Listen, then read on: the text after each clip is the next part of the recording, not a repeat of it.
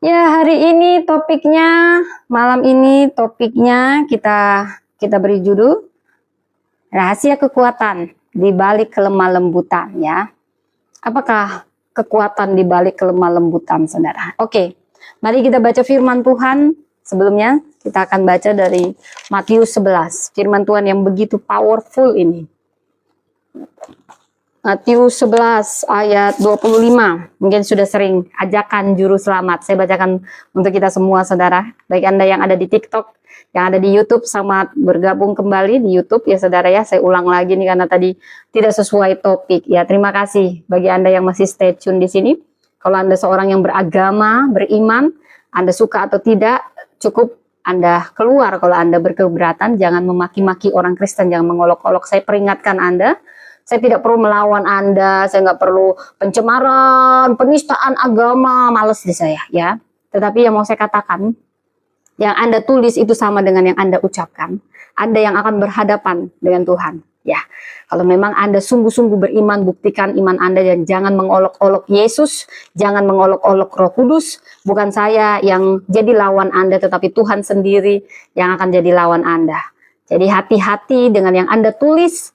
Saya nggak perlu laporkan, nggak perlu capek deh ya. Karena tetap kebenarannya Yesus adalah Tuhan. Anda suka atau tidak suka, kepanasan karena dirasuki setan, ya dalam nama Yesus setan keluar. Kalau Anda juga bersekutu sama setan, tanya aja setan bahwa Yesus adalah Tuhan. Dia bilang, iya, dia pasti gemetar gitu ya. Kalaupun Anda belum gemetar, karena Anda manusia, bukan setan yang masih punya kesempatan. Oke, saya tutup poin aja deh ngomongnya. Karena topiknya bukan itu ya. Oke, kita akan bicara firman Tuhan hari ini, rahasia kekuatan di balik kelemah lembutan.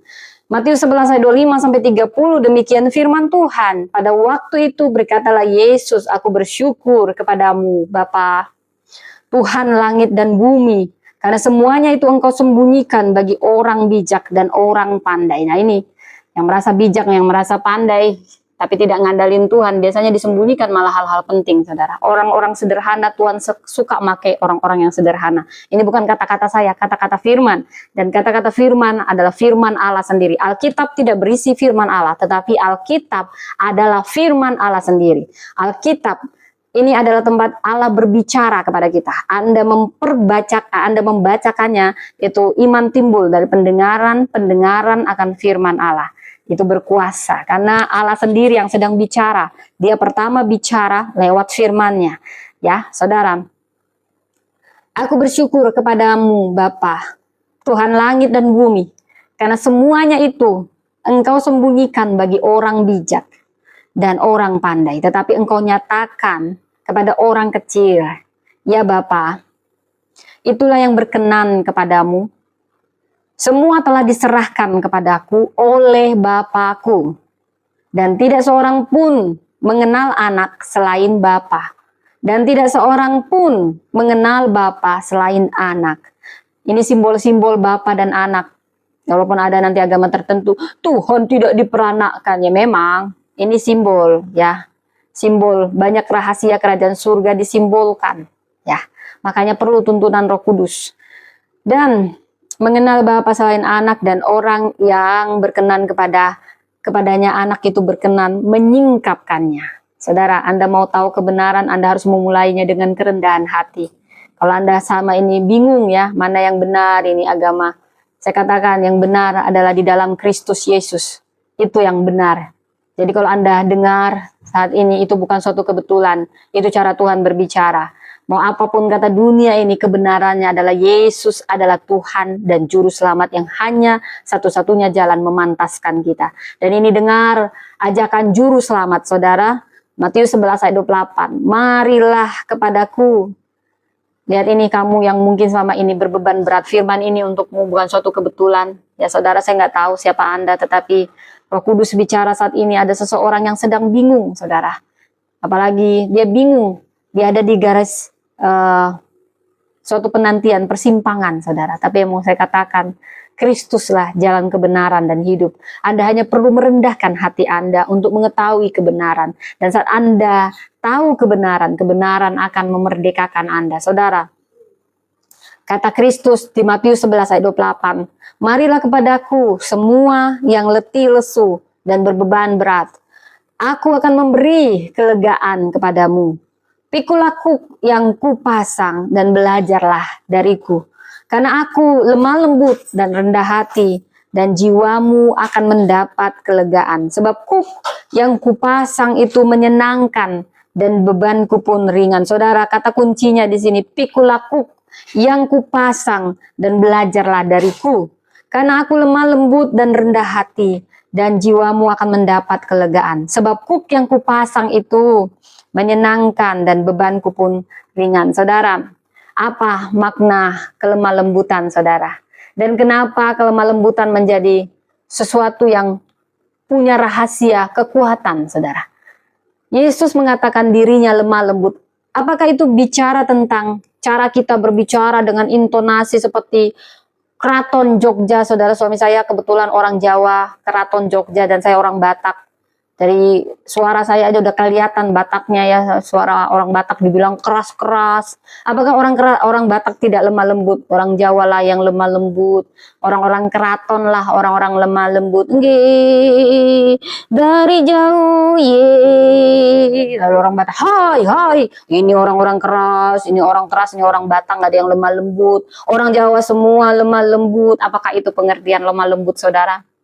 Anda salah. Bukan itu kebetulan. Bahkan orang Batak banyak yang lebih lemah lembut daripada orang Jawa. Dan ini tidak bicara tentang Jawa Batak, saudara. Itu hanya perumpamaan. Nanti saya dibilang sukuisme gitu ya. Saya harus antisipasi juga ini, saudara. Jadi suami saya bicaranya lembut.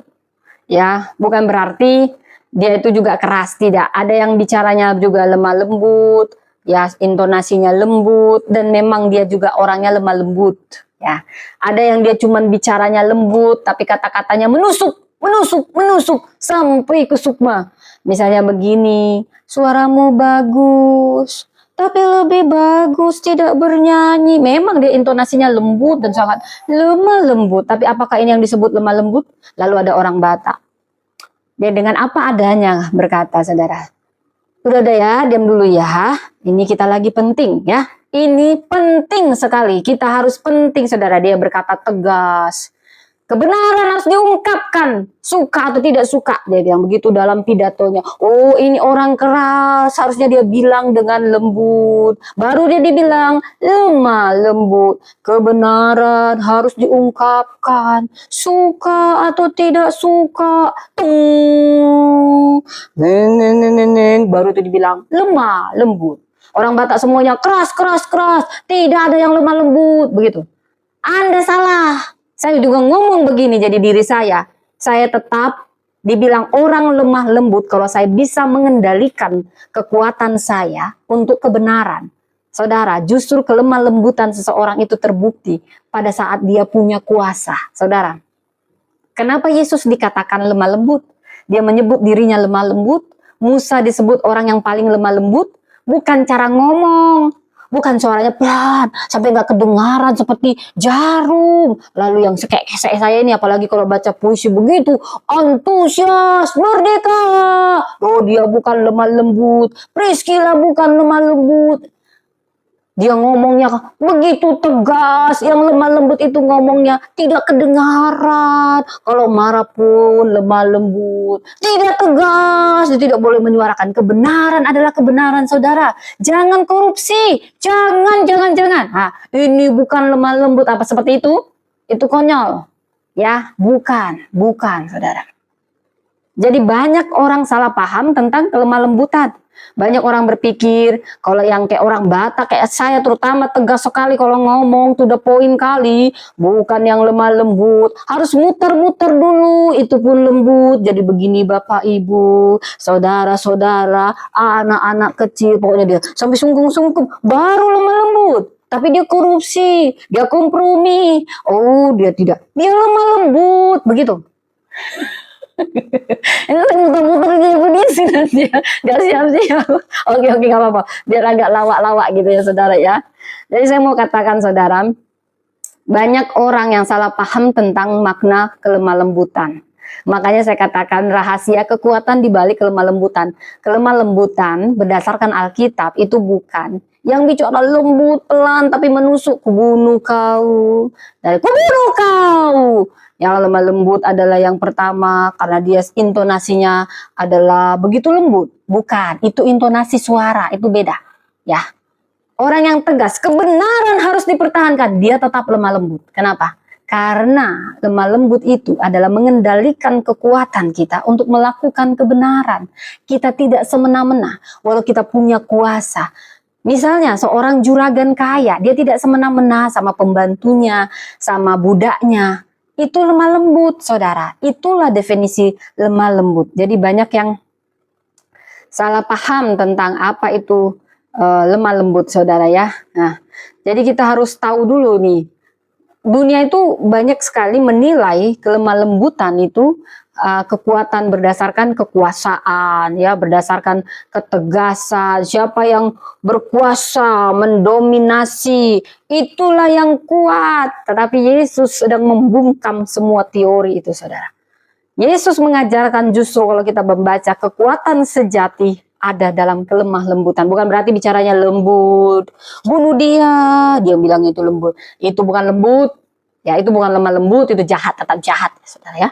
Ya, jadi itu soal bagaimana ya, makanya kita jadi baca dalam Matius 11 ayat 25 sampai 30.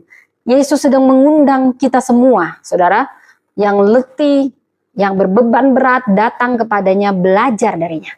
Kita diundang, mari belajar, belajar padaku, belajar. Karena aku lemah lembut, kata Yesus, dan rendah hati. Wow, ini luar biasa. Tapi lihat Yesus, dia pernah marah di bait Allah. Tetapi Bapakku, rumah Bapakku kau jadikan sarang penyamut. Dia tetap lemah lembut walau dia menegur yang salah. Mau intonasinya sekeras sampai bumi gemetar, dia tetap lemah lembut. Karena itu bukan bicara tentang intonasi besar atau tidak. Bukan bicara tentang cara. Memang cara pun penting. Kita juga jangan nyenggak-nyenggak orang. Ya, saya juga belajar dari situ. Caranya harus tepat. Wah, itu proses, seiring proses. Walaupun pesannya benar, cara kita juga harus benar. Itu benar. Tetapi yang mau saya katakan, lemah lembut lebih dari situ definisinya. Rendah hati. Kenapa ini menjadi kekuatan, saudara? Kita akan menggali 3 rahasia kekuatan di balik kelemah lembutan, saudara.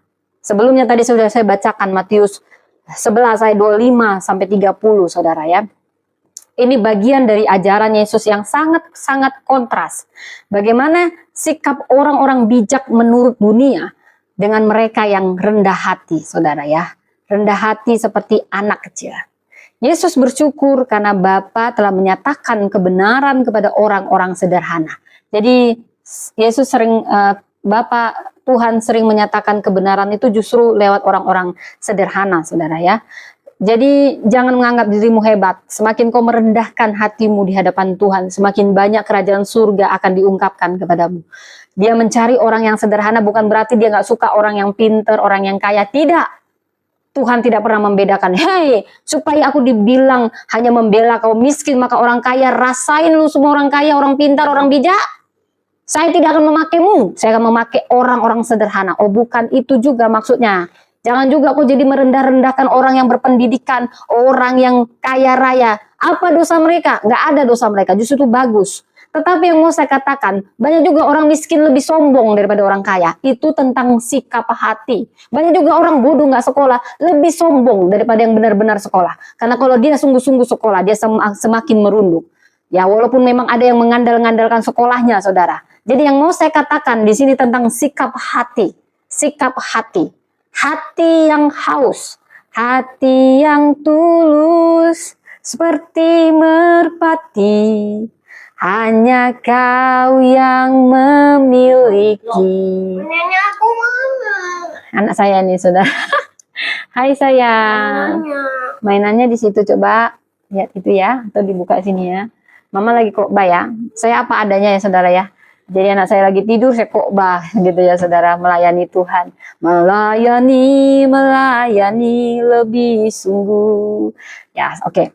Jadi kenapa Tuhan suka orang-orang yang sederhana? Ini tidak bicara posisi, tetapi bicara sikap hati. Sederhana di sini tentang kerendahan hati kepada Tuhan.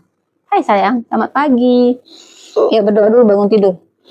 Tuhan, terima kasih. Paulus sudah bangun ya. Anak saya sudah bangun, berarti saya harus cepat-cepat ini selesai kok banyak. Karena pelayanan yang paling penting adalah anak dan keluarga. Oke, ya. Kita akan selesaikan firman Tuhan ini lagi ya, saudara. Jadi orang yang sederhana di sini bukan berarti Tuhan anti sama orang kaya, anti sama orang pintar, bukan. Justru kita dibutuhkan, mau kaya miskin di hadapan Tuhan sama. Yang dia lihat hati yang tulus. Ya, banyak orang kaya lebih tulus daripada orang miskin. Orang miskin banyak laganya. Cuman mau datang ke gereja dapat makanan, dapat sembako, cuman itu. Banyak orang miskin cuman ini, pendeta bisa ngasih apa, mesti dikasih makan dulu, baru dia datang ke gereja. Banyak yang kayak gitu saudara, udah miskin hartanya, lebih miskin lagi hatinya, banyak, gemes saya. Ya, jadi itu nggak ada hubungan saudara ya. Jadi jangan merasa aku orang miskin, aku akan dipakai Tuhan. Mampus kamu orang kaya, kamulah yang paling miskin. Udah miskin harta, miskin hati. Ya, jadi bukan itu yang saya maksud. Bahwa Tuhan juga akan memakai orang kaya, orang miskin, mau orang yang pakai ini anting, mau apapun that's okay. Karena bukan itu yang sedang dilihat Tuhan. Banyak juga orang yang pengemis jauh lebih sombong daripada orang kaya. Yang sedang dilihat adalah hati. Ya. Orang sederhana maksudnya orang yang rendah hati. Orang yang rendah hati itu nggak lihat dia kaya atau miskin. Karena banyak orang yang lebih sombong yang miskin. Miskin hati, miskin harta. Ini kasihan banget. Ini banyak ini di lampu merah saudara ya. Sombong. Jadi sombong itu nggak lihat dia kaya atau miskin. Itu lihat hati ya. Saya bilang ya, jadi jangan Anda, oh aku kan miskin, syukurin. Gara-gara aku miskin lah makanya ada orang kaya. Dasar kok on sekali kok kalau kau punya prinsip kayak itu. Miskin lah kau terus. Miskin hatimu, miskin hartamu, kasihan lah kamu. Makanya kalau kau dengar saat ini, bertobatlah kau ya. Jangan kau pakai kemiskinanmu itu untuk membela dirimu. Justru malu lah kau. Udah miskin hatimu, miskin hartamu. Dan juga jangan kau pakai dengan kau tidak sekolah itu untuk menjadi tameng-tameng. Tuhan bisa pakai yang bodoh. Padahal adanya kesempatan mau belajar. Kau yang malas. Banyak yang kayak gitu. Udah bodoh, nggak sekolah, lebih bodoh, semuanya bodoh gitu loh ya.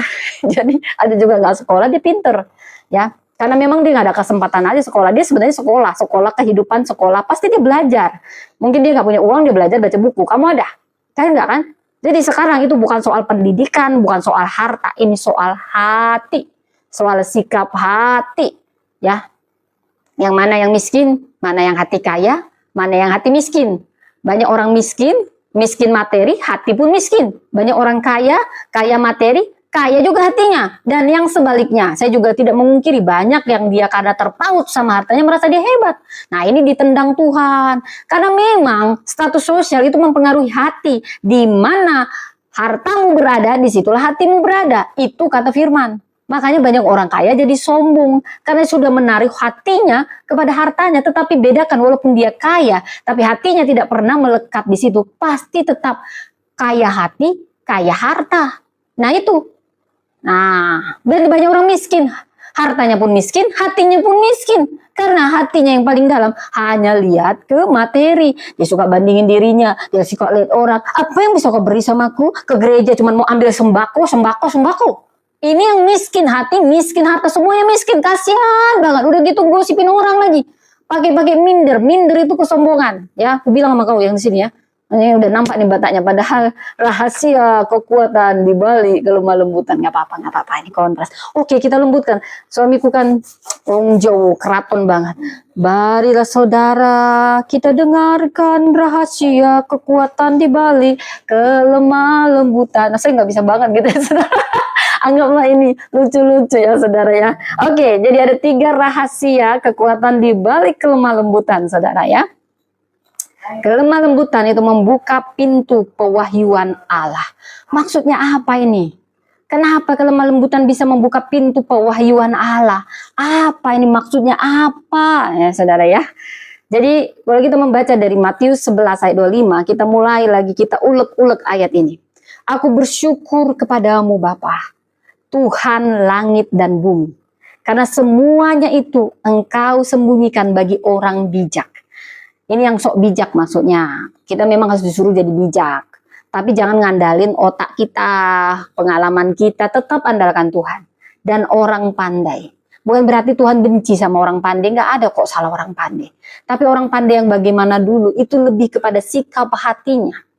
Tetapi engkau nyatakan kepada orang kecil. Orang kecil bukan berarti orang kecil, orang-orang miskin yang suka ngomongin orang kaya itu nanti dinyatakan sama kitanya dinyatakan loh sama orang kecil. Kan kita orang kecil, ya. Mampus itu orang kaya ya. Kita aja orang miskin pengemis-pengemis lampu merah. Bukan itu.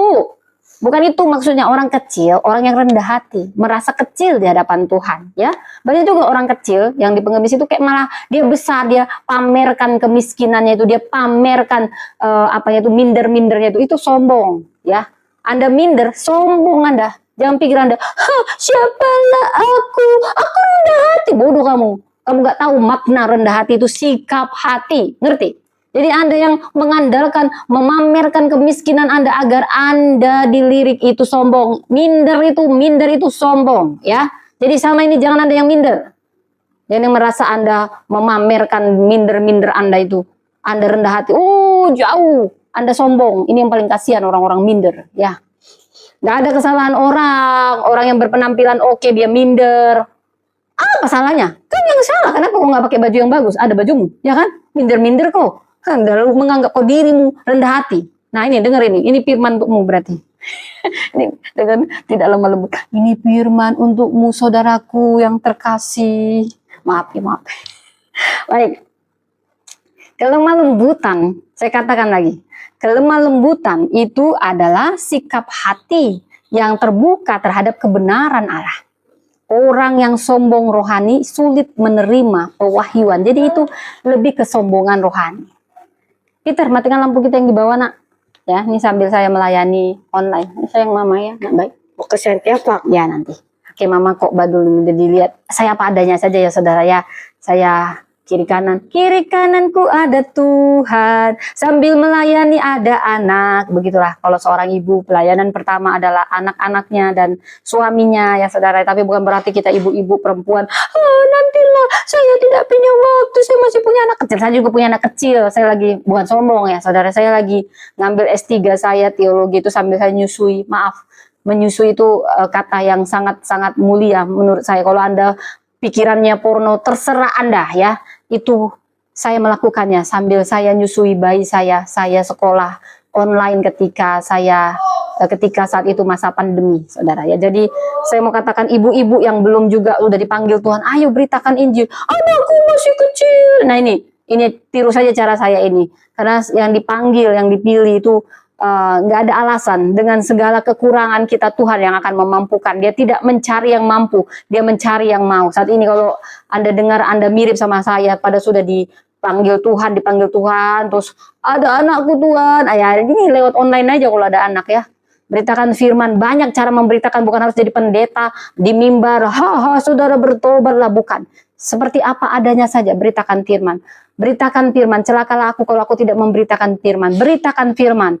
Baik atau tidak baik waktunya. Mau Anda sambil punya anak, sambil Anda apapun lakukan, Tuhan melihat hati Anda dan Dia sangat menghargai pengorbanan Anda, persiapan Anda. Mungkin manusia nggak bisa lihat, tapi Tuhan melihat itu dupa yang harum, hati yang hancur, hati yang berkorban dan tulus. Saudara, ada satu hal yang kita nggak boleh lupa sebagai pelayan Tuhan. Jangan pernah kehilangan ketulusan. Banyak sekarang pelayan Tuhan udah nggak tulus.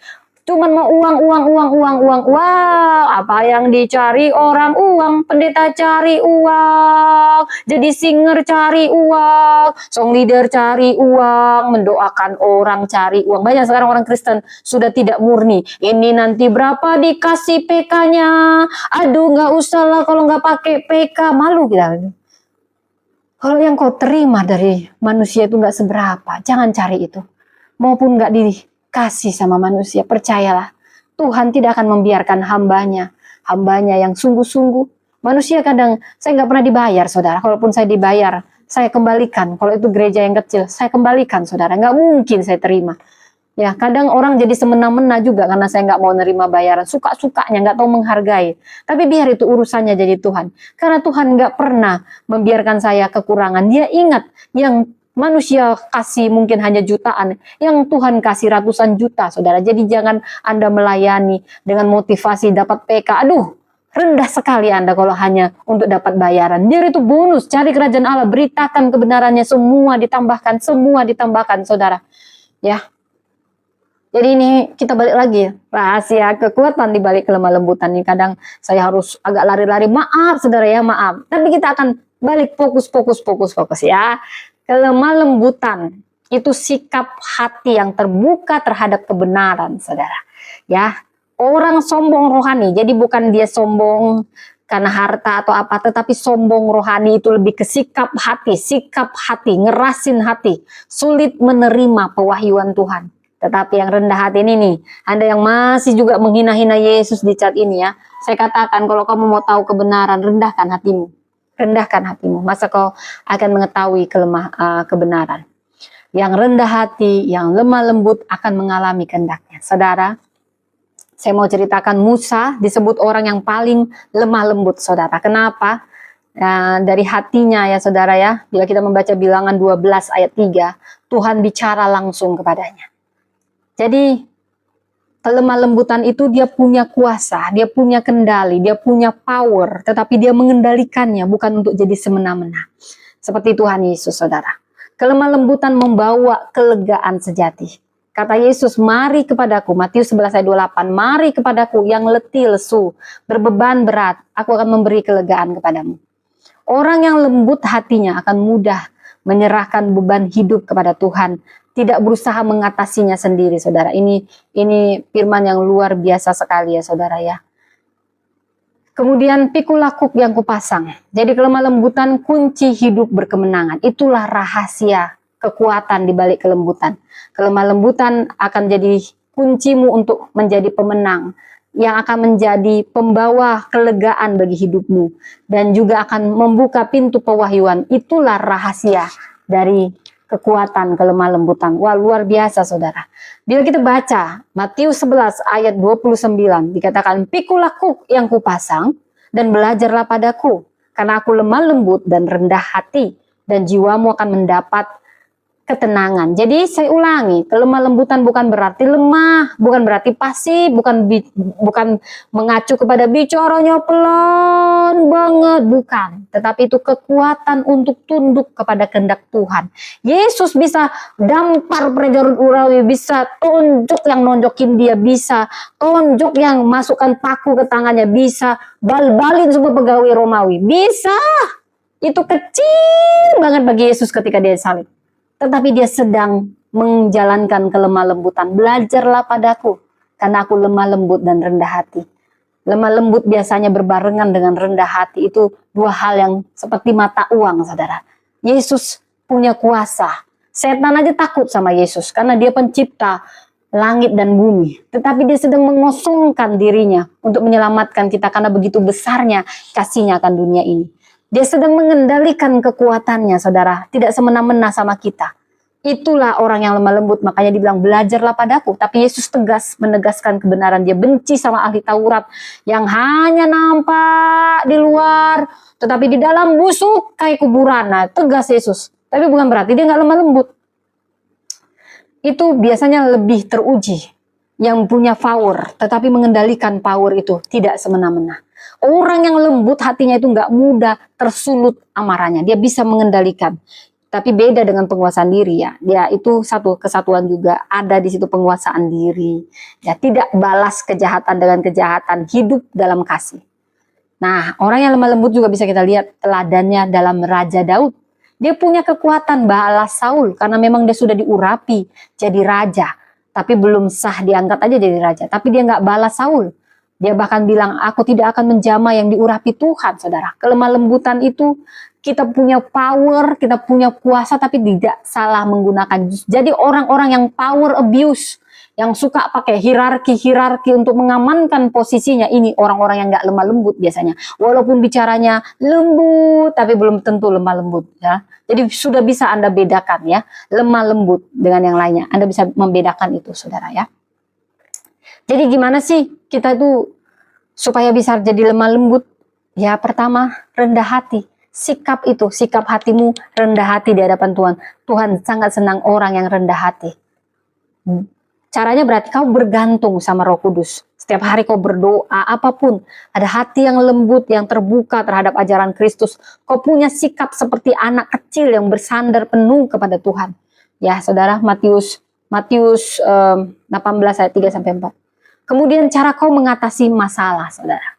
Cara mengatasi masalah, ya. Dengan kasih, kelemah lembutan, dalam konflik keluarga, pekerjaan, atau gereja, kau menanggapinya dengan kasih, bukan dengan amarah. Jawaban yang lemah lembut meredakan kegeraman, tetapi perkataan yang pedas membangkitkan marah. Meneladani Yesus dalam menghadapi penderitaan, ketika kita menghadapi kesulitan atau ketidakadilan, saudara, kita tetap bersikap lemah lembut dan kita percaya bahwa Tuhan akan menyatakan keadilannya. Berbahagialah orang yang lemah lembut karena mereka akan memiliki bumi. Dulu saya salah tafsir, saudara. Oh, ini orang-orang yang lembut ngomongnya, pantas ya, dapat banyak uang. Iya, ini maksudnya yang memiliki bumi. Bukan, saudara. Bukan memiliki bumi karena menjilat. Bedakan menjilat, lemah lembut, menjilat gitu makanya dapat posisi. Bukan itu memiliki bumi. Artinya kamu mewarisi kekekalan, saudara, melebihi apa yang bisa dunia ini tawarkan. Jadi Yesus mengajarkan kita kekuatan sejati itu bukan pada dominasi, bukan, tetapi itu berasal dari hati yang tunduk kepada Tuhan. Yesus tunduk kepada perintah Bapa ketika dia diutus menjadi manusia untuk menyelamatkan manusia. Dia mengosongkan dirinya, dia bisa berlagak karena dia memang Tuhan. Tapi dia sedang merendahkan dirinya, mengosongkan dirinya. Dia bukan manusia jadi Tuhan, tetapi dia Tuhan yang jadi manusia, saudara.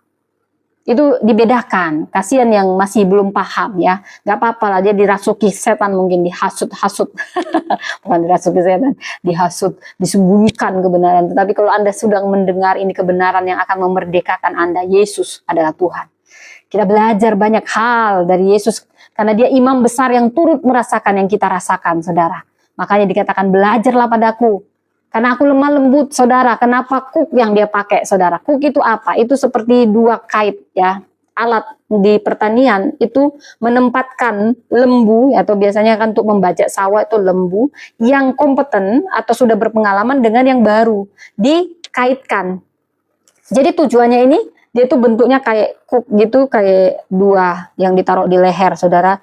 Supaya yang berpengalaman membajak sudah pernah dipasangkan. Jadi ini seperti mentoring, saudara. Mentoring langsung. Jadi hewan yang sudah diajarin ini, dia akan mendidik hewan yang sebelahnya yang sama sekali baru. Nah seperti itulah Yesus. Dia selalu mengambil perumpamaan yang sederhana, saudara. Nggak mulu-mulu, nggak harus ahli algoritma, enggak. Bahkan dia memakai bahan yang untuk dipakai dalam keseharian, saudara. Banyak kerajaan surga itu disembunyikan dalam hal sederhana. Karena begitu Tuhan ingin menembus segala batasan sosial, saudara. Semua akan bisa mengerti, apalagi yang mengundang kuasa Roh Kudus bekerja. Saudara, jadi seperti itulah Yesus sedang mengumpamakan dirinya, ya, hal sederhana ya, saudara ya. Bagaimana seekor lembu yang sudah terbiasa dia membajak sawah, itu yang akan mendidik orang yang belum biasa, saudara. Ini luar biasa perumpamaan ini, saudara ya. Luar biasa, saya terkesima dengan semua yang ini. Jadi kuk ini dipakai, karena kuk itu yang sering sekali dipakai untuk hewan ya, saudara ya. Jadi hewan yang dia sudah pengalaman akan menuntun yang tidak berpengalaman. Begitulah Yesus. Yesus ini, karena dia kan Tuhan, dia tahu semuanya. Tapi dia menjadi manusia, supaya dia turut merasakan yang kita rasakan. Supaya dalam rupa manusia kita nggak bisa ngomong lagi, Tuhan, kau kan Tuhan, enak lu ngomong. Tapi Tuhan bilang, aku sudah jadi manusia. Sudah kurasakan yang kau rasakan, dan kuberi kau teladan. Wah, inilah satu-satunya imam besar yang turut merasakan yang kita rasakan, saudara. Luar biasa Tuhan kita ini. Ya, jadi seperti kuk itu. Kenapa kita perlu belajar? Karena Yesus tahu tuntunan dia akan membuat beban kita ringan dan beban Tuhan pun ringan. Bukan maksudnya beban Tuhan nggak punya beban, tapi Tuhan ingin, dia bisa lakukan, tapi dia suka kerjasama dengan kita, melibatkan kita. Dia mentoring kita, dia ada di sebelah kita, sama seperti Yesus ini, sedang menuntun kita, ke sini anakku, ke sini. Aku sudah melakukan ini, belajarlah padaku, karena aku lemah lembut dan rendah hati. Jadi orang yang lemah lembut, orang yang bisa tunduk, orang yang taat, saudara, kekuatannya dikendalikan, ya saudara. Jadi, pikulah kuk yang kupasang, belajarlah daripadaku. Yesus mengundang kita memikul kuknya. Karena ini bukan beban yang menindas, tetapi hubungan. Jadi kuknya itu hubungan, kelegaan. Semakin kau terhubung dengan Tuhan, kau akan merasakan kelegaan-kelegaan yang selama ini kau cari. Kelemah lembutan Yesus itu bukan kelemahan. Itu kekuatan sejati yang memampukan, menenangkan, memulihkan jiwa, saudara. Jadi ada 3 pesan utama juga. Kelemah lembutan adalah kekuatan yang terkendali. Seperti kuda liar, saudara ya. Kuda liar ini kalau dijinakkan, dia sebenarnya liar. Ini yang disebut kelemah lembutan ketika dia sudah bisa mengendalikan kuasanya. Bukan berarti dia kehilangan kendali, kuasanya itu beda. Tetapi dia mengarahkan kuasanya dengan hikmat. Seperti yang dikatakan Amsal 16 ayat 32. Jadi kelemah lembutan pasti akan membawa kelegaan dan damai. Saat kita memilih bersikap lembut, kita membuka ruang bagi kasih dan damai Allah bekerja dalam hidup kita. Kelemah lembutan itu menarik anugerah dan perkenanan Tuhan. Tuhan melawan orang yang congkak, tetapi dia mengaruniakan kasih karunia kepada mereka yang rendah hati. 1 Petrus 5 ayat 5, saudara. Jadi aplikasinya dalam hidup gimana? Mudah. Kita bersikap lembut, saudara, dalam perkataan, dalam tindakan, bahkan saat kita menghadapi tekanan, kita mengendalikan diri dalam situasi yang mengundang emosi negatif. Kita meneladani Yesus yang pengampunan. Orang yang lemah lembut pasti mengampuni, nggak dendam dia, saudara. Walaupun dia bicaranya lembut, iya nggak apa-apa, tapi penuh dendam, itu bukan lemah lembut. Itu bicaranya aja lembut ya. Tapi walaupun dia bicara kayak saya tegas, tapi nggak ada dendam, itu lemah lembut. Dia punya kuasa, tapi dia kendalikan untuk hal dengan penuh hikmat. Untuk kemuliaan nama Tuhan. Dia tunduk taat kepada Tuhan. Dia merendahkan hati dalam relasi dengan sesama. Saudara, kelemah lembutan bukan kelemahan. Saya ulang. Kelemah lembutan bukan kelemahan. Justru suatu kuasa yang dikendalikan oleh kasih. Saudara. Mazmur 37 ayat 11 berkata, tetapi orang yang rendah hati akan mewarisi negeri dan bergembira karena kesejahteraan yang melimpah-limpah. Jadi kelemah lembutan, kekuatan yang terkendali, membawa kelegaan dan damai, menarik anugerah dan perkenanan Tuhan. Wah, luar biasa firman ini, saudara ya. Kalau kita pun bahas dari konteks historis dari Matius 11 ayat 25 ini, makanya dia pakai kuk ya. Kalau kita ulek-ulek lagi, harusnya ini di awal tadi, saudara. Bahasa asli lemah lembut ini dari Yunani, ini praus. Jadi kelembutan yang terkendali. Kekuatan yang tidak liar. Kuda liar itu sangat powerful. Tetapi dia menjadi lemah lembut ketika dia bisa dikendalikan. Tapi bukan kehilangan kekuatan. Tetapi kekuatan yang terkendali, saudara. Untuk tujuan yang baik. Itulah lemah lembut. Anda bukan kehilangan kekuatan atau kuasa. Tetapi Anda mengendalikan kekuatan Anda. Kalau Anda mau tahu siapa seseorang, beri dia kekuasaan. Disitulah ketahuan orang. Tetapi orang yang lemah lembut, dia mengendalikan dirinya saat dia diberi kekuasaan. Saat dia diberi kekuatan. Itulah orang yang lemah lembut, saudara. Hitler bukan orang yang lemah lembut. Dulu dia prajurit oseng-oseng, belum ketahuan watak busuknya. Tetapi setelah dia jadi kaisar Jerman, ya, wah, watak busuknya, powerfulnya, power abuse, salah menggunakan kekuasaan. Orang-orang yang salah menggunakan kekuasaan bukan orang yang lemah lembut. Tetapi seiring waktu, setiap kita bisa diproses Tuhan menjadi orang yang lemah lembut. Disitulah letak kekuatan yang sesungguhnya, kekuatan yang sejati. Saat kekuatan kita dikendalikan untuk hal yang mulia dengan hikmat, saudara ya.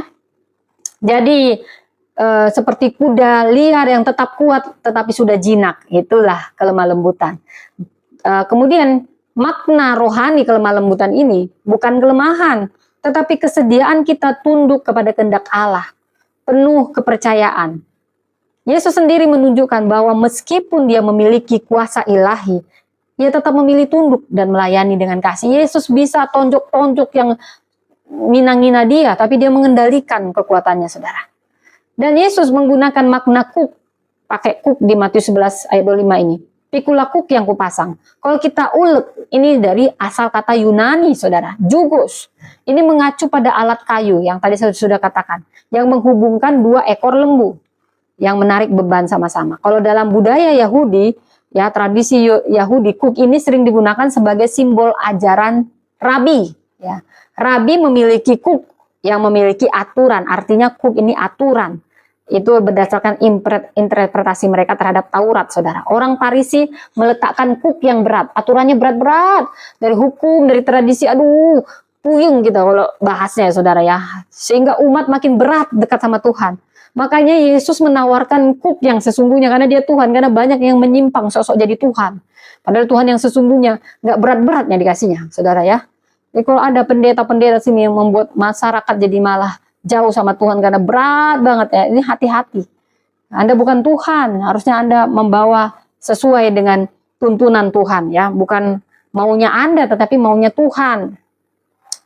Yesus menawarkan kuk ringan karena ada kasih di dalamnya, ada kasih karunia. Memang Yesus tahu bukan karena kebaikan kita, disiplin kita perlu itu, disiplin perlu, tetapi jangan itu jadi beban yang berat, seakan-akan tidak ada kasih karunia Tuhan. Percayalah ada kasih karunia Tuhan, ada kebaikan Tuhan dalam setiap kehidupan kita ini, saudara. Ya, selamat datang bagi Anda yang baru datang ya, saudara ya. Anda yang di YouTube, di Zoom, semuanya saya sapa lagi karena banyak yang berubah, saudara ya. Jadi kuk yang dari Yesus bukan kuk yang menindas, pikulah kuk yang kupasang. Dia sedang mengundang manusia hidup dalam ketaatan. Justru Anda semakin taat, Anda semakin ringan bebannya. Orang yang nggak taat maka banyak bebannya, saudara. Karena ini bukan sistem agama yang menekan. Kuk yang Yesus tawarkan tidak menindas, tetapi memberi kelegaan. Wah, luar biasa Yesus kita. Sehingga kita mampu memikul beban kita bersama. Yesus menyampaikan pesan ini sebagai respon terhadap sistem agama yang memberatkan, saudara. Dan kehidupan yang sulit di bawah penjajahan Romawi. Yesus mengundang setiap kita masuk ke dalam relasi yang penuh kasih dan penuh kelegaan bersamanya.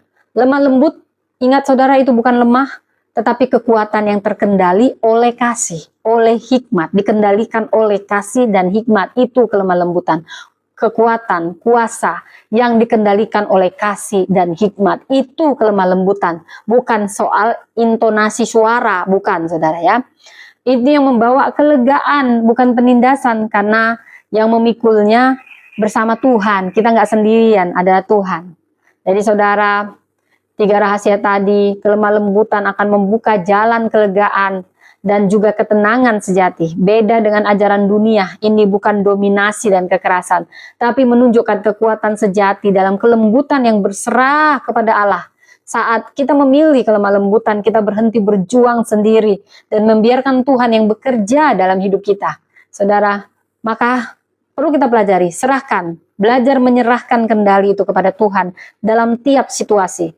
Pilih tidak bereaksi dengan amarah, dengan kemarahan, tetapi dengan kasih, dengan hikmat, saudara. Kelemah lembutan akan mengundang kuasa dan juga anugerah Allah bekerja. Yesus raja di atas segala raja, tetapi ia datang dengan kelemah lembutan. Justru dengan kelemah lembutan itulah kuasa Allah bekerja dahsyat, ya, meninggikan. Makanya Tuhan meninggikan yang rendah hati, ya, bukan rendah aja, rendah hati dan lembut hati. Yakobus 4 ayat 6 berkata, Allah menentang orang congkak, tetapi mengasihani orang yang rendah hati. Saudara, luar biasa firman Tuhan. Mengalah bukan berarti kalah. Justru kita memberi ruang bagi Allah bertindak. Jadi mengalahlah. Itu bukti orang yang lemah lembut, saudara. Biarkan Allah yang bertindak. Latih diri menjadi pendengar yang lebih baik. Pendengar yang mendengar lebih banyak daripada bicara, daripada emosi. Kelemah lembutan itu artinya kita membentuk karakter yang tidak tergoyangkan. Dunia ini udah penuh konflik, udah punya tekanan. Saudara, dunia ini perlu kelemah lembutan yang menciptakan fondasi yang kokoh dalam hidup kita. Orang yang lemah lembut tidak mudah terprovokasi, tidak mudah jatuh dalam keputusasaan dan selalu memiliki ketenangan dalam badai kehidupan, saudara. Amsal 16 ayat 32 berkata, orang yang sabar melebihi seorang pahlawan, orang yang menguasai dirinya melebihi orang yang merebut kota. Wow, luar biasa firman Tuhan. Karena itu latih dirimu untuk merespon dengan tenang dalam situasi yang sulit, saudara. Bersikap lembut dalam perkataan, dalam tindakan, tetapi tetap tegas dalam prinsip kebenaran. Kelemah lembutan bukan kelemahan, saya ulang, kelemah lembutan bukan kelemahan, tetapi kuasa yang dikendalikan oleh kasih dan hikmat, kuasa yang dikendalikan oleh kasih dan hikmat. Dan ini untuk kita semua, berbahagialah orang yang lemah lembut, Matius 5 ayat 5, karena mereka akan memiliki bumi. Jadi lemah lembut versi dunia sangat beda dengan versi Alkitab. Kalau versi dunia kelemah lembutan dianggap kelemahan, tetapi dalam kerajaan surga justru ini adalah kekuatan yang terkendali. Jadi kekuatan yang terkendali kalau versi dunia yang agresif, dominan, kontrol, baru ini berkuasa. Justru sebaliknya. Dalam kerajaan Allah, kelemah lembutan bukan berarti tidak berdaya, tetapi kuasa yang diarahkan, ada ketundukan, ada ketaatan dalam kuasa Allah. Jadi ini kekuatan yang dikendalikan, ketaatan, ketundukan pada kehendak Allah. Ini berbarengan seperti mata koin, kerendahan hati sama ini dengan kelembutan, kelemah lembutan ya. Maka Anda akan menjadi pemimpin yang membawa pengaruh. Orang yang lemah lembut, kelemah lembutan itu akan membawa kepemimpinan yang berpengaruh. Bukankah dunia mencari pemimpin yang kuat dan berani, saudara? Tetapi Tuhan akan meninggikan mereka yang rendah hati. Ini kebalikan banget apa versi dunia sama versi surga ya. Dia memimpin bukan dengan kekerasan, melainkan dengan kasih, dengan hikmat, ganjaran kerendahan hati, takut akan Tuhan, kekayaan, kehormatan, kehidupan. Jadi mari kita latih diri kita, jangan emosi negatif. Keberanian ya saudara, pengertian. Gunakan kelemah lembutan ini memimpin keluarga kita, komunitas kita, tempat kerja kita. Kelemah lembutan juga akan mengundang perlindungan Tuhan. Orang yang lemah lembut, Anda sedang dilindungi. Anda sedang dicurahkan perlindungan Tuhan, saudara. Orang yang lemah lembut tidak mengandalkan kekuatannya, menyerahkannya pada Tuhan. Karena itulah Tuhan akan mempercayakan kepadanya berkat dan perlindungan. Kemudian akan memberi orang-orang yang lemah lembut ini bagian kerajaannya. Wow, makanya dikatakan di Mazmur 37 ayat 11 dikatakan dengan jelas, orang yang rendah hati akan mewarisi negeri, maka bergembiralah karena akan mengalami kesejahteraan yang berlimpah. Gimana supaya mau seperti itu? Siapa yang mau? Saya mau, saya mau, saya mau. Katakan. Maka belajarlah bersabar, saudara. Sabar menghadapi tantangan. Jangan balas, jangan dendam, jangan dendam. Gak ada orang yang lemah lembut itu dendam, bohong itu semua. Ya, setialah, percayalah, Tuhan akan membela, akan memberkati pada waktunya. Ini kayak saya minum dulu ya saudara ya, apa adanya saja ya saudara. Anda juga sambil dengerin saya minum, jangan lupa minum ya saudara. Saya bilang minum, itu bukan berarti nggak lemah lembut, itu justru kelembutan saudara. Bukan soal intonasi ya. Orang yang lemah lembut, kelemah lembutan itu, ini rahasianya juga, ini yang akan membuat kita bertahan dan berkemenangan. Wow, kok bisa? Kok bisa? Dunia ini penuh persaingan saudara, penuh kekerasan. Tetapi kelemah lembutanlah yang akan memberi kita daya tahan dan kemenangan sejati. Wow, orang yang lemah lembut tidak mudah hancur. Karena yang menghancurkan itu kesombongan. Makanya kesombongan mendahului kehancuran. Tapi yang rendah hati, hati-hati sama orang rendah hati. Dia akan diangkat tinggi pada waktunya. Ya, orang yang lemah lembut tidak akan pernah mudah hancur oleh keadaan apapun, tantangan apapun. Mereka punya karakter yang kuat dan hati yang tetap pada Tuhan. Orang sabar melebihi pahlawan yang menguasai dirinya, melebihi yang merebut kota. Bangun karakter kita, jangan mudah terprovokasi keadaan. Percaya bahwa Tuhan memberi kemenangan pada mereka yang setia. Jadi kesimpulannya apa? Orang yang lemah lembut akan mewarisi bumi. Karena pemimpin sejati dihormati dan diangkat Tuhan. Karena tidak berjuang sendiri, tetapi Tuhan yang membela dan memberikan bagian kepada mereka. Mereka yang bertahan dalam segala situasi akan tetap berkemenangan. Kelemah lembutan sekali lagi bukan kelemahan, tetapi kunci menuju kepemimpinan, mendapat perlindungan dan berkat Tuhan dan memperoleh kemenangan sejati. Wow, wow, wow, wow, wow, wow. Luar biasa. Dia membawa ketenangan sejati, membawa otoritas yang bertahan, ya, kemudian membawa warisan dari Tuhan. Ya, luar biasa. Kelemah lembutan bukan kelemahan. Ini kunci ketenangan, kunci otoritas dan warisan dari Tuhan. Luar biasa firman ini. Jadi, kelemah lembutan ini akan membuat kita menjadi pemimpin yang penuh hikmat dan otoritas. dan kita akan diikuti oleh berkat-berkat ya. Jadi kelemah lembutan itu kekuatan sejati yang berasal dari Tuhan. Hadapi semua dengan tekan ya. Oke saudara, demikian firman Tuhan, luar biasa saudara ya. Sudah tidak terasa, sudah hampir ini berapa jam saya di sini ngomongnya. Saudara, banyak banget ngomongnya. Oke, Anda yang tidak saya balas WA WhatsApp-nya mohon maaf ya saudara. Ya, kalau Anda yang mau menerima Yesus bisa DM saya karena terlalu banyak chat ya. Anda yang butuh bimbingan, didoakan, Anda bisa DM saya. Baik saudara, angkat tanganmu, kita akan tutup ibadah ini. Terima kasih Tuhan, kami mau lemah lembut. Kami mau tunduk dalam ketaatan kami pada kehendak-Mu, bukan kehendak kami. Kami mau mempergunakan kekuasaan kami dengan hikmat, dengan penuh kasih, bukan semena-mena. Biar kami semakin Kau percaya, Kau beri perlindungan dan mewarisi berkat-Mu. Ajari kami dalam keseharian kami mengandalkan-Mu dan sepenuhnya taat kepadamu. Karena orang yang lemah lembut akan memiliki bumi. Terima kasih. Ajari semua anak-anak-Mu di sini lemah lembut, murah hati. Saudara, mari kita berdoa doa yang diajarkan Tuhan Yesus, doa Bapa kami. Bapa kami yang di surga, dikuduskanlah nama-Mu, datanglah kerajaan-Mu, jadilah kehendak-Mu di bumi seperti di surga. Berilah kami pada hari ini makanan kami yang secukupnya. Dan ampunilah kami akan kesalahan kami, seperti kami juga mengampuni orang yang bersalah kepada kami. Dan janganlah membawa kami ke dalam pencobaan, tetapi lepaskanlah kami daripada yang jahat. Karena Engkau yang punya kerajaan dan kuasa dan kemuliaan sampai selama-lamanya. Saudara, saat ini saya mau berdoa khusus buat Anda yang sakit. Mungkin bukan Anda, anak Anda, saudara Anda, teman Anda, suami Anda, istri Anda, siapapun yang sakit. Mungkin bukan Anda, tetapi siapapun yang Roh Kudus bisikkan kepadamu, angkat tanganmu saudara. Yesus sudah mati di kayu salib. Luka-lukanya di kayu salib adalah luka-luka yang menghidupkan kita. Dia terluka agar kita sembuh. Dia sudah mengambil semuanya oleh bilur-bilur darahnya. Kata firman Tuhan, kita sudah sembuh. Letakkan tanganmu saudara di bagian yang sakit dan ucapkan, dalam nama Tuhan Yesus aku peroleh kesembuhan. Ucapkan mulai syukur. Jangan lagi minta, tetapi mulai bersyukur. Kau sudah menerimanya dalam dunia alam roh dan terima nanti nyata. Itu yang akan menarik kuasa Tuhan, percayalah. Oleh bilur-bilur darahnya yang kudus kau sudah sembuh. Imanmu juga bisa menyembuhkan orang yang sakit, orang-orang yang kau kasihi. Sebut namanya, apa penyakitnya, dan katakan oleh bingur-bingur darah Kristus, aku sudah sembuh. Ibuku sembuh, ayahku sembuh, anakku sembuh. Jadilah seperti imanmu. Iman wanita pendaran asalku, jama jubahnya aku sudah sembuh. Jadi saat ini jadi. Dan aku juga berdoa, engkau yang percaya untuk sahabatmu berdoa sembuh.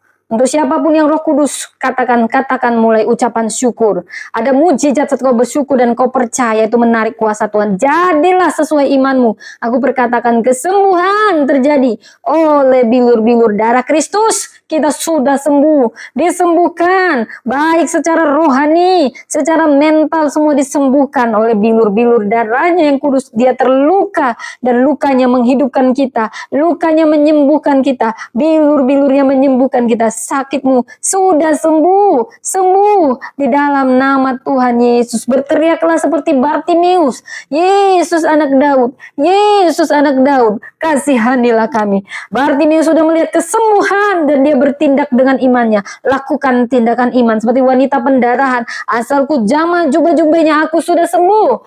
Jadilah saat ini, jadi sesuai imanmu. Terima kesembuhan. Engkau yang dalam masalah ekonomi, percaya engkau. Allah kita jadi miskin, Yesus jadi miskin supaya kita jadi kaya. Dia mengubah kutuk menjadi berkat. Saat ini terima, engkau pengikut Yesus, terima, ucapkan syukur. Allahku, Jehovah Jireh, pemilik alam semesta, aku diberkati. Terbuka pintu-pintu kesempatan, terbuka. Ada berkat Tuhan, itu janjinya. Burung pipit di udara kau pelihara Tuhan anak-anakmu saat ini. Siapapun yang diingatkan oleh Roh Kudus, berdoa buat mereka yang mulai guncang karena masalah kebangkrutan, usaha atau apapun, jangan menyerah. Ada Tuhan, di dalam Tuhan ada jawaban, ada mujizat. Saat kau bersyukur, mulai bersyukur dengan apa yang ada padamu, bukan yang tidak ada, maka Tuhan akan mengubah keadaanmu. Terjadi transformasi. Dia Jehovah Jireh, dia akan mencukupkan semua keperluanmu. Minta kepadanya, minta, maka akan diberikan. Ketuk, maka pintu akan dibukakan. Cari, maka engkau akan mendapat. Ucapkan syukur. Ada mujizat dalam bersyukur. Saat ini aku berdoa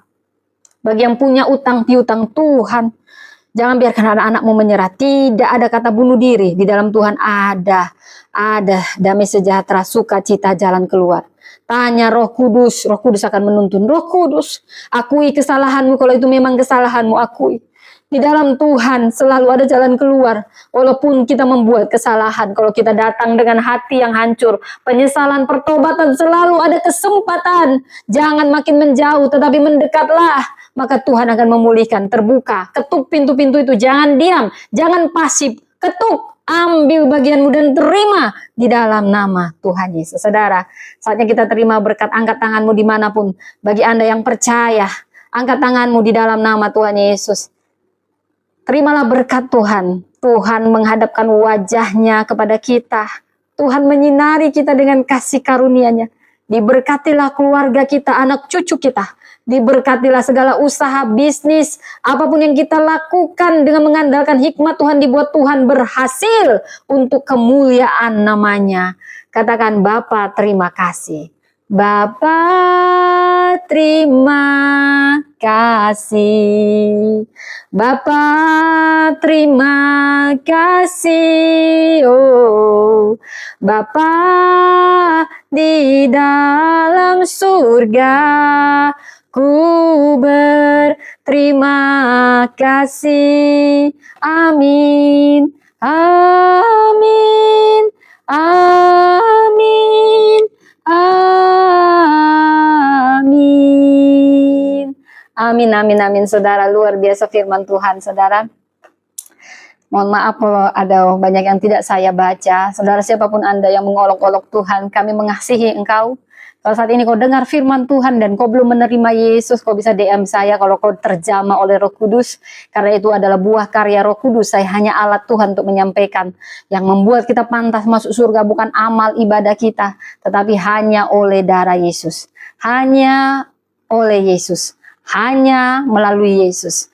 Agama boleh banyak, nabi boleh banyak, juru selamat dan Tuhan hanyalah Yesus Tuhan. Terpujilah nama Tuhan. Kita jumpa lagi hari Kamis ya saudara. Tepatnya tanggal 3. Ini 3 April. Bersyukurlah dan mulai mencatat apa yang harus Anda lakukan dan lakukanlah sebaik mungkin. Tuhan memberkati. Bye.